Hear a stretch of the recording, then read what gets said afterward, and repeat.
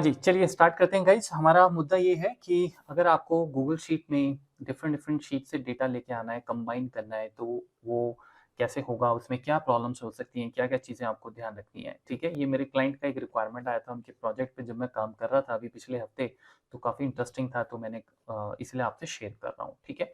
सबसे पहले हम बात करेंगे कि अगर हमें सारी शीट्स के साथ डेटा लेके आना है, तो कैसे लेके आना है?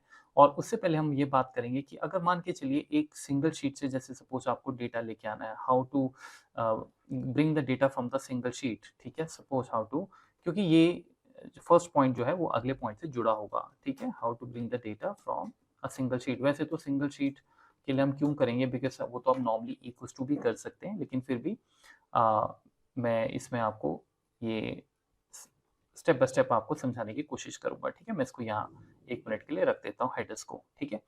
तो सबसे पहले देखिए, अगर हमें एक क्वेरी फंक्शन होता है, आप ये क्वेरी फंक्शन से एक शीट या मल्टीपल शीट से डेटा ला सकते हैं। इसमें होता है डेटा, डेटा मतलब शीट का नाम और रेंज, और आपको क्वेरी में ये बताना होता है कि एक्चुअल में आपको कितने कॉलम्स का डेटा चाहिए, column A, column B, column C, column D, इस तरह से, ठीक है?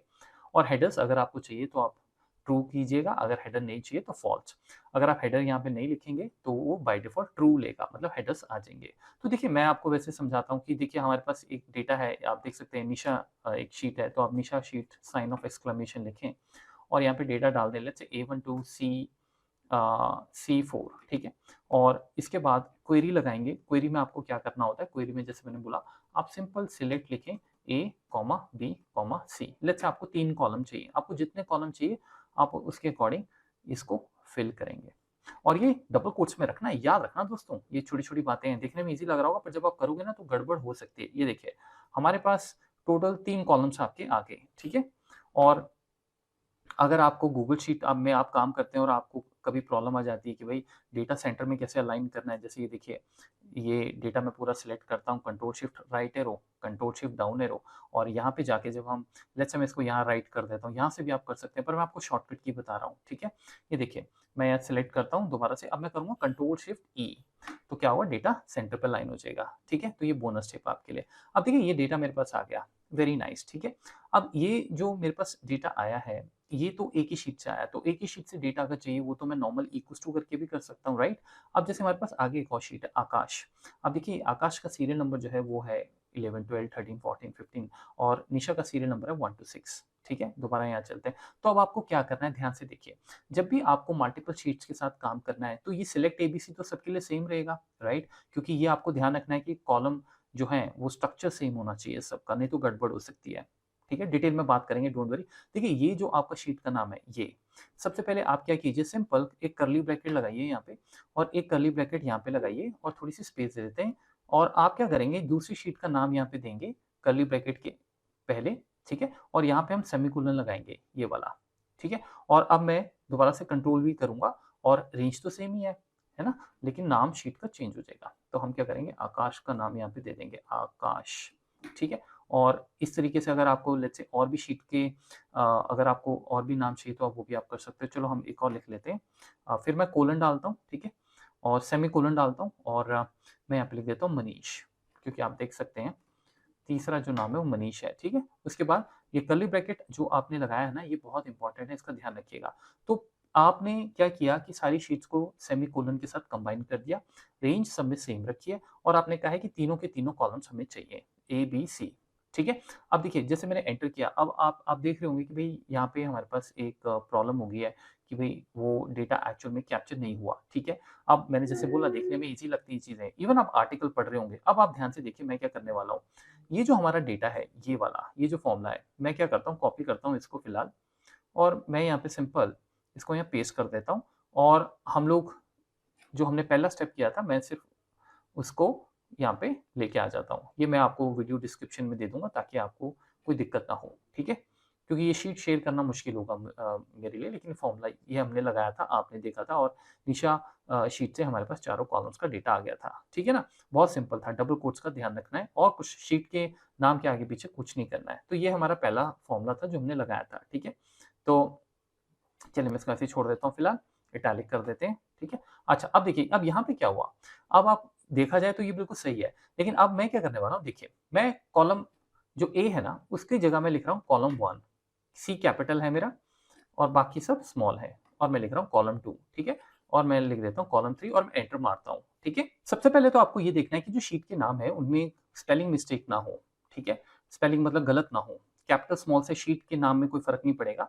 जैसे मैं अगर इसको स्मॉल कर दूँ फॉर एग्ज़ाम्पल एन और मैं एंटर मारूँ, तो आप देखेंगे फ़ॉर्मूला ऑटोमैटिकली एन को कैपिटल कर देता है क्योंकि उसे पता है कि शीट का नाम क्या है, ठीक है? तो दिक्कत कहाँ है? दिक्कत ये है कि अगर आप आकाश शीट पे आएँ, मैंने जानबूझ के यहाँ पे आकाश के आगे ये देखिए स्पेस डाला हुआ है। तो अब ये एक बहुत इंपॉर्टेंट पॉइंट है। अगर मैं स्पेस हटा दूँगा तो ठीक है, इश्यू हट जाएगा। लेकिन लेट्स से किसी रीज़न से आप ये कह रहे हैं कि नहीं, हम शीट का नाम जो है वो स्पेस रखेंगे। हालाँकि शीट के नाम में कभी भी स्पेस आपको नहीं रखना चाहिए। ये कुछ फंडामेंटल्स होते हैं। बट लेट्स से आकाश के आगे स्पेस है, तो देखिए मैं आकाश के आगे यहाँ एक स्पेस दे देता हूँ, ठीक है? मैं एंटर मारता हूँ लेकिन अभी भी बात बनी नहीं। क्या हुआ? अब देखिए जब भी शीट के नाम में स्पेस होता है, एक्सेल में भी मैंने आपको हमेशा बताया कि शीट का नाम जो है वो आपको सिंगल कोट्स में रखना पड़ेगा अगर स्पेस है, ठीक है? और यहाँ पे आकाश स्पेस के बाद एक सिंगल कोट लगाएँगे, साइन ऑफ एक्सक्लेमेशन से पहले, ठीक है? ये आपको सबसे इम्पोर्टेंट चीज़ है, ये आपको बिल्कुल ध्यान रखनी है। उसी तरीके से हम यहाँ पे चलते हैं मनीष में, देखिए मनीष में कोई स्पेस नहीं है और आकाश में हम ये देख लेते हैं कि एक्चुअल में एक ही स्पेस है, आगे-पीछे कोई स्पेस नहीं है, ठीक है? सो वापस अपनी शीट में आते हैं। अभी भी देखिए आंसर नहीं आ रहा है, राइट? अब क्या इसमें प्रॉब्लम हो सकती है? देखिए जब हमारे पास मल्टीपल शीट्स होती हैं, इस तरह से जब हम मल्टीपल शीट्स का डेटा लेके आते हैं, तो ये जो कॉलम ए है आपका, आप इसको लिखिए कोल 1 COL कॉलम 1 एक्चुअल में कॉलम 2 और इसको लिखिए कॉलम 3। मैं एंटर मारता हूँ, ठीक है? ये देखिए फैंटास्टिक। अब देखिए आपके पास सारा का सारा डेटा जो है वो आ गया। क्या हुआ समझे आप? ये चीज़ें आपको ऐसे पता नहीं लगेंगी। देखिए ये ये भी मुझे भी जब मैंने देखा ये काम करते हुए तो मुझे भी बड़ा अटपटा सा लगा, बट अब जैसे है सो है। मतलब हो सकता है मैं गलत हूँ, लेकिन जो मुझे इस चीज़ से पता लगा और जिस तरह से मैंने इश्यू सॉर्ट आउट किया मैं आपके साथ शेयर कर रहा हूँ। देखिए, अगर तो सिंगल शीट है फिर तो आपने देखा कि भई हमने सिंपल क्वेरी का फंक्शन लगाया और क्वेरी का फंक्शन लगा के कॉलम्स को ए-बी-सी का नाम दे दिया। लेकिन मैंने देखा कि अगर हम मल्टीपल शीट्स के साथ डेटा लेके आते हैं, ठीक है? चाहे उनमें स्पेस हो या ना हो, ठीक है? अगर स्पेस है तो ऑब्वियसली आप सिंगल कोट देंगे, वो ज़रूरी है। अगर नहीं है तो आप नहीं देंगे। लेकिन आपको फिर एबीसी से काम नहीं चलेगा। आपको कॉलम 1, कॉलम 2, कॉलम 3 लिखना पड़ेगा। ये सबसे इम्पोर्टेंट चीज़ है। बाकी सारा का सारा फंक्शन जो है वो सेम रहेगा। तो यानी कि अब जो मैं आपको ये बता रहा हूँ कि ये जो क्वेरी है, ये क्वेरी का एक दूसरा पार्ट है कि आप कॉलम 1, कॉलम 2 भी लिख सकते हैं, ठीक है? और ये देखिए हमारे पास डेटा सारा, ये हमारा फर्स्ट शीट का डेटा आ गया और उसके बाद ये हमारा सेकंड शीट का डेटा आ गया और उसके बाद ये हमारा थर्ड शीट का डेटा आ गया, ठीक है?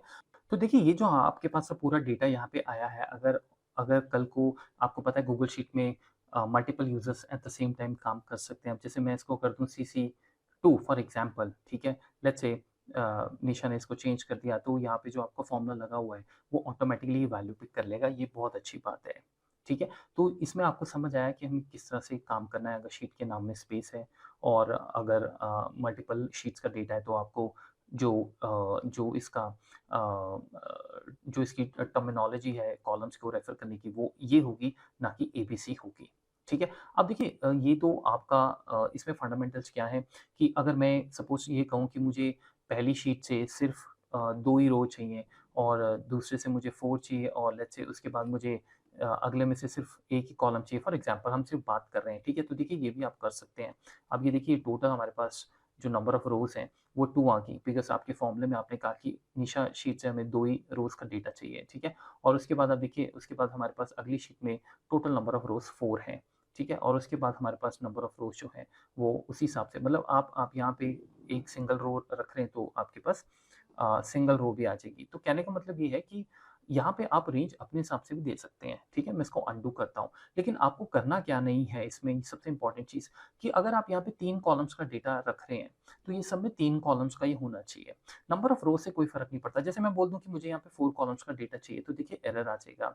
तो ये आपको ध्यान रखना है कि नंबर ऑफ कॉलम्स सब में सेम होने चाहिए। यानी अगर एक जगह ए से सी चल रहा है, तो हर जगह ए से सी ही रहना चाहिए, ठीक है? एक और गलती आप कर सकते हैं, वो ये कि अगर आपने रेंज यहाँ पे A1 टू C दी है फॉर एग्ज़ाम्पल, आप कह रहे हैं मुझे 3 कॉलम्स में डेटा चाहिए, तो यहाँ पे हो सकता है कि आप कॉलम 4 कोशिश करें कि मुझे कॉलम 4 4 कॉलम्स का डेटा चाहिए, लेकिन आपकी रेंज जो है वो सिर्फ़ A टू C है, तो उसमें ये भी आपको ध्यान रखना है कि यहाँ पे नंबर ऑफ कॉलम्स आपको उस हिसाब से रखने हैं। मैं कम दे सकता हूँ लेकिन ज़्यादा नहीं, जैसे मुझे चाहिए सिर्फ़ 2 का डेटा, तो देखिए 2 का डेटा वो भी प्रैक्टिकली पॉसिबल है, ठीक है? आई होप आपको ये क्लियर हो गया होगा। अब इसमें रही सबसे बड़ी बात और इम्पोर्टेंट बात, जैसे मैंने बोला कि आप रेंज को आगे पीछे कर सकते हैं, पर जनरली क्या होता है कि आप ये चाहेंगे कि सारा का सारा डेटा एक साथ इकट्ठा आए मेरे पास, मतलब पूरा डेटा आए, क्योंकि फ्यूचर में यहाँ पे और भी तो एंट्रीज होंगी, राइट? तो और भी तो एंट्रीज होंगी, हो सकता है डेटा यहाँ पर कहीं भी जा सकता है ना? तो उसके लिए आप गूगल शीट में क्या करेंगे, सबसे इंपॉर्टेंट पॉइंट अब मैं बता रहा हूँ। आप ये बोलिए कि मुझे एंड पॉइंट पता ही नहीं है।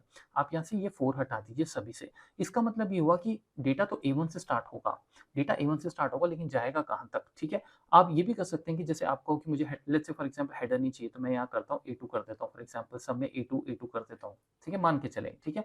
अब मैं एंटर मारता हूँ, अब आप देखिए क्या होगा। जब आपने एंटर मारा तो आप कहोगे अरे वाह! फर्स्ट शीट का डेटा तो मेरे पास आ गया, यानी कि जो निशा का डेटा है वो तो यहाँ पे आप देखेंगे टोटल हमारे पास कितने नंबर ऑफ रोज हैं। मैं इसको दोबारा से C1 कर देता हूँ, ठीक है? ये देखिए ये पूरा C1 टू C6 आ गया, है ना? C1 टू C6 आ गया, लेकिन हो सकता है कि आपको ये चीज़ परेशान करे कि दूसरी शीट का डेटा कहाँ है? दूसरी शीट का डेटा जब आप नीचे जाएँगे तो देखिए यहाँ पर आ रहा होगा और ये पूरा डेटा आ रहा है, और फिर नीचे मैं कंट्रोल डाउन एरो करूँगा तो नीचे मेरे पास डेटा दूसरा भी आएगा। अब गूगल शीट में ऐसा क्यों होता है?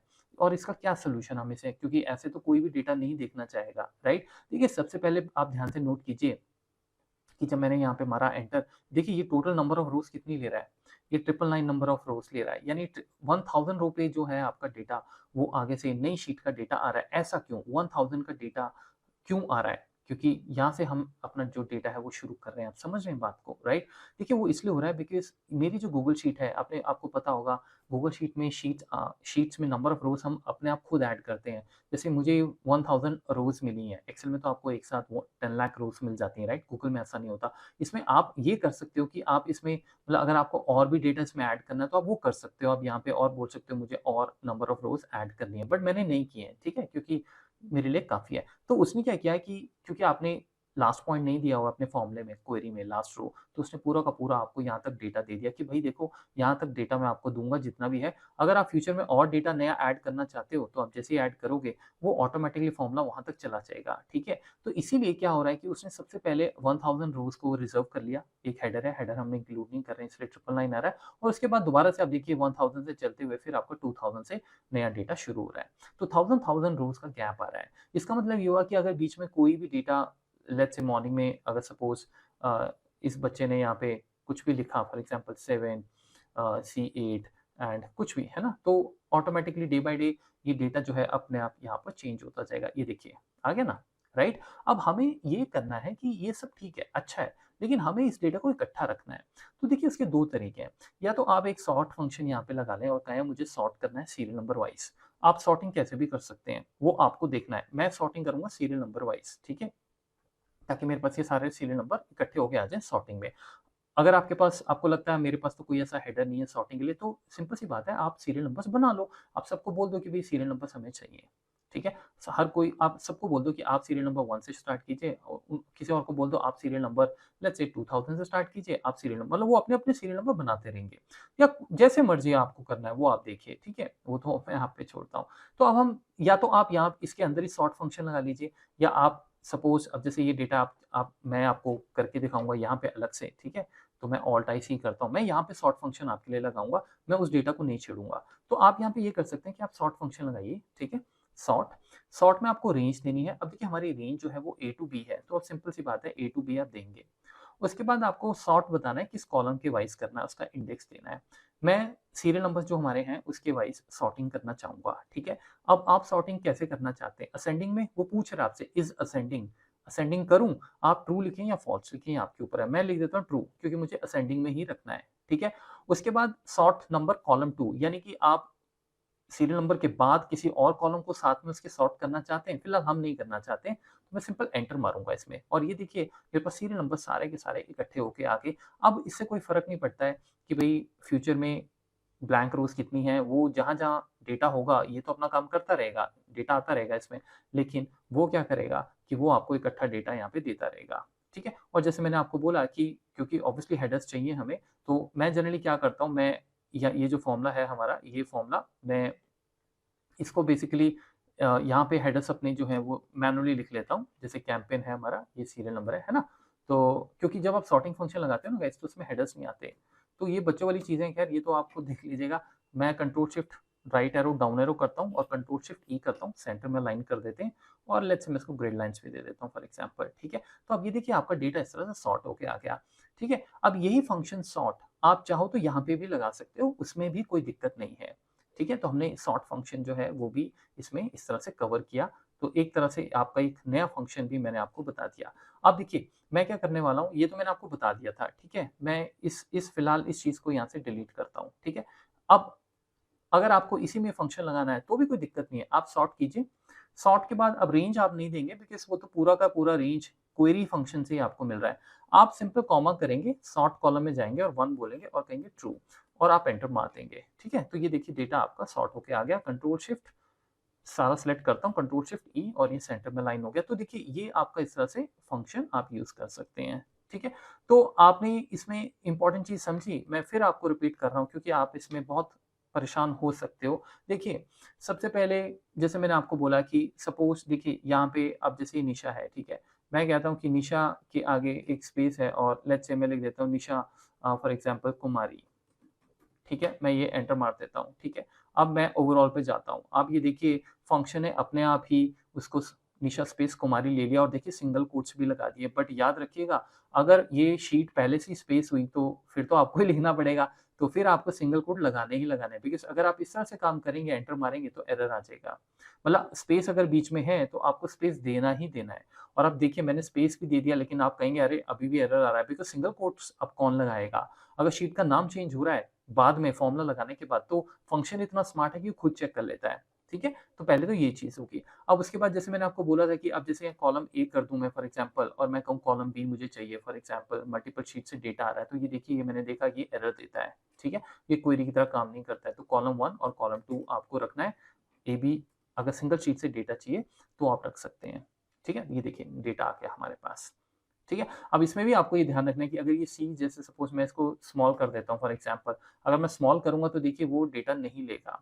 तो आपको ये बहुत ध्यान रखना है, शीट का नाम आप कैपिटल स्मॉल में दें वो दिक्कत नहीं है, बट क्वेरी के जो फंक्शन का स्टाइल है वो आपको ध्यान रखना है। कॉलम जो जब आप लिखते हैं कॉलम 1, कॉलम 2 उसमें सी कैपिटल होना चाहिए। अब जैसे देखिए ये है सिलेक्ट, मैं इसको लिख देता हूँ कैपिटल सिलेक्ट, ठीक है? मैं एंटर मारता हूँ, ये देखिए इससे कोई दिक्कत नहीं है। लेकिन जब आप कॉलम्स लिखेंगे तो उसमें आपको इस चीज़ का बहुत-बहुत ध्यान रखना है।